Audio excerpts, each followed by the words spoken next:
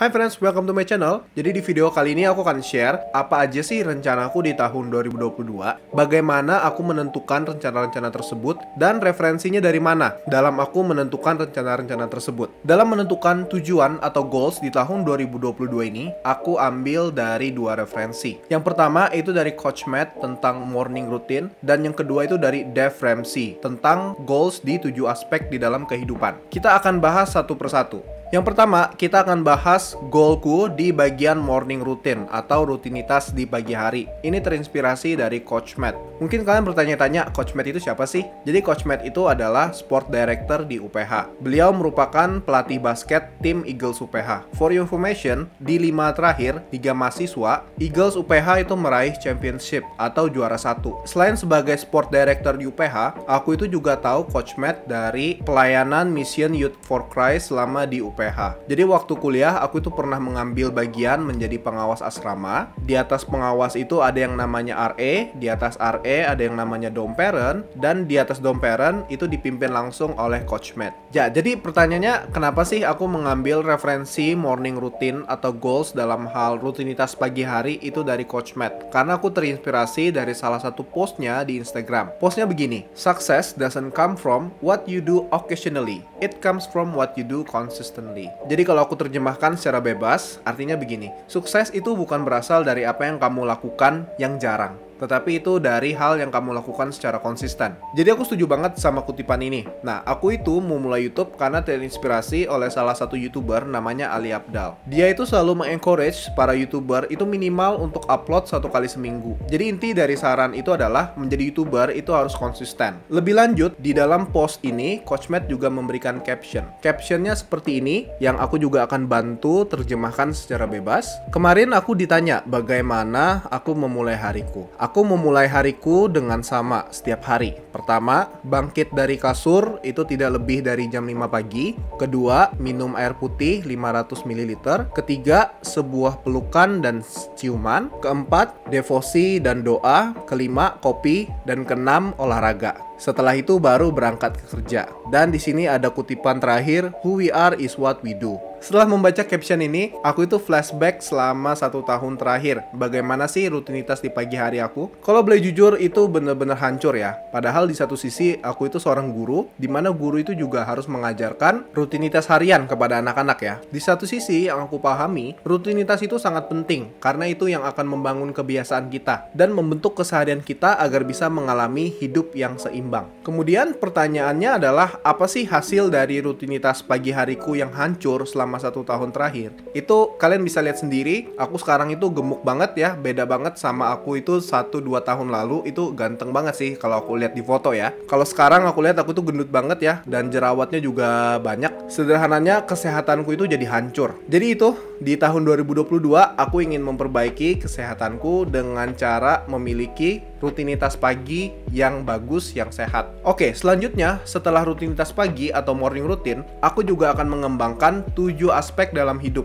Ini terinspirasi dari Dave Ramsey. Jadi bagi kalian yang belum tahu tentang Dave Ramsey, sepengetahuan aku yang aku amati di Instagram, beliau ini adalah ahli finansial yang juga pebisnis di dalam bidang properti. Setahu aku sih begitu ya, nanti kalau misalkan salah bisa dikoreksi. Jadi sebenarnya toko finansial favorit aku di West itu ada 2 ya. Pertama ini Dave Ramsey, dan yang kedua Robert Kiyosaki. Fakta unik tentang mereka berdua ini, Dave Ramsey percaya bahwa kredit atau utang itu adalah hal yang buruk, atau debt is bad. Sedangkan Robert Kiyosaki di lain sisi percaya bahwa kredit itu ada yang disebut good debt. Ada utang atau kredit yang bisa menguntungkan kita. Balik ke topik tujuan atau goals 2022 tadi, aku juga lihat dari postingan Dave Ramsey di Instagram. Isinya begini, 7 area dalam hidupmu yang bisa diatur goalnya ya di tahun 2022. Itu ada family, career, spiritual, financial, social, physical, and intellectual. Nah, pada awalnya aku mikir ini banyak banget ya,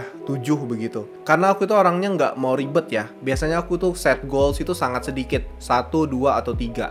Aku belum pernah set goal sampai 7. Menurut aku itu banyak banget. Tapi berhubung karena aku belum set goal apapun, lebih baik 7 ya daripada tidak sama sekali. Jadi tadi pagi aku itu langsung tulis ya goal dalam 7 aspek ini. Aku akan bacakan. Dalam family itu goalnya Bible study once a week. Sebenarnya kalian dalam hal family ini banyak ya yang bisa kalian atur. Ya misalkan kalian bisa planning untuk ada malam mingguan tiap minggu, atau misalkan ada ngedate di hari manapun di dalam satu minggu. It can be anything ya. Tetapi saat aku merenungkan tadi pagi, kayaknya ini ya yang paling penting sih kalau dalam keluarga kami. Kemudian dalam aspek karir, aku ini tulisnya do the best again for TGP. Jadi TGP ini adalah Teachers Growth Plan. Jadi ini program di sekolah untuk pengembangan guru ya, yang diinisiasi oleh kepala sekolah kami. Jadi untuk tahun ajaran lalu, kepala sekolah kami itu menyebut aku dan istriku adalah 2 guru yang konsisten untuk melakukan pengembangan pribadi ini. Nah, harapannya ini juga bisa terus dipertahankan ya selama semester depan untuk mengembangkan pribadi maupun profesionalitas sebagai guru. Untuk karir ini memang aku set di bagian yang full time aja, aku nggak set di bagian yang side hustle ya, misalkan YouTube dan Instagram. Karena bagiku sekarang ini itu adalah prioritas yang paling penting. Kemudian yang ketiga dalam aspek spiritual, goal yang mau aku raih itu adalah devotion every morning atau membaca Alkitab dan berdoa setiap pagi. Aku baru lakukan baca Alkitab dan berdoa itu 2 bulan terakhir ini. Ya, jadi bisa dikatakan 10 bulan sebelumnya itu tidak teratur, kalau ingat, kalau sempat. Jadi untuk tahun depan harapannya ini bisa dilakukan secara konsisten dan intentional ya. Intentional itu dilakukan secara sengaja. Kemudian yang keempat, aspek finansial. Nah, mohon maaf banget untuk aspek finansial ini aku nggak bisa share karena ini privacy. Jadi aku share goal yang sekunder ya, bukan goal yang primer dalam aspek finansial ini. Jadi goal sekunder dari aspek finansial ini adalah bisa saving 30% dari penghasilan. Jadi untuk menabung ini juga sebenarnya bukan tanpa tujuan, tetapi sudah ada tujuan ya. Karena Juni ini aku akan pindah kerja dari Manado ke Jakarta, dan nanti juga akan prepare ya untuk mencari tempat tinggal yang baru selama 1 tahun, dan persiapan juga untuk barang-barang di sana dan juga transportasi di sana. Jadi intinya masih butuh banyak banget dana. Ya harapannya Tuhan sediakan ya selama 1 semester ini. Dan dari aku dan istri juga akan berusaha dalam menabung minimal 30% dari penghasilan. Selanjutnya dalam aspek sosial, chat WA satu teman setiap hari. Jadi kalau misalkan kita lihat di WA itu di recent update atau status. Nah, di situ aku rencananya akan chat satu orang teman yang update status. Mungkin say hi aja atau ucapin selamat ulang tahun, selamat Natal atau selamat tahun baru begitu ya. Dan ini juga sudah aku lakukan tadi pagi ya. Jadi aku chat satu teman yang update di status dan aku ucapin selamat tahun baru.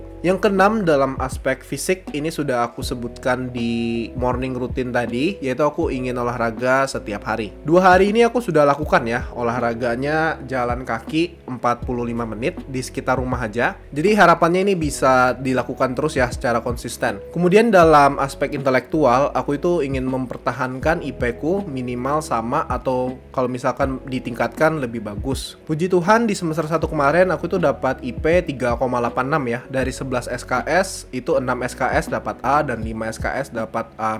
Ya kalau misalkan di semester 2 ini dapat A semua ya puji Tuhan ya. Tapi aku ekspektasinya A- aja udah cukup ya, semuanya A-. Oke, jadi itu dia 7 goal ya dalam 7 area dalam hidup yang harapannya itu bisa dilakukan dengan konsisten di tahun 2022. Ya, harapannya goals ini bisa membuat hidupku lebih baik, keluargaku juga lebih baik ya.